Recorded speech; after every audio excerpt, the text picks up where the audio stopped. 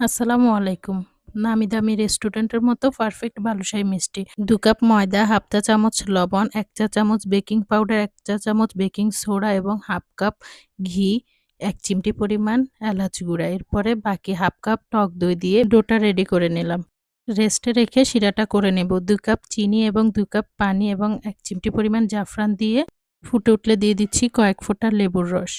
শিরা করা কমপ্লিট। এখন অল্প অল্প করে ডো নিয়ে ট্রেডিশনাল যে বালুশাহী মিষ্টির শেপ দিয়ে দিলাম। নিয়ে এখন ভাজতে চলে আসলাম। কুসুম গরম অবস্থায় তেলটা থাকতেই কিন্তু মিষ্টিগুলো একে একে ছেড়ে দিতে হবে এবং নাড়াচাড়া করা যাবে না। অটোমেটিকই ফুলে দ্বিগুণ হয়ে ভেসে উঠবে। উল্টে পাল্টে ব্রাউন কালার করে ভেজে নিলেই কিন্তু রেডি। এরপরে গরম গরমই শিরাতে দিয়ে ৫-১০ মিনিট রেখে শিরা সার্ভ করে নিলে তুলে নিয়ে দুধের গুঁড়িতে কোট করে নিলেই কিন্তু পারফেক্ট বালুশাহী মিষ্টি কমপ্লিট।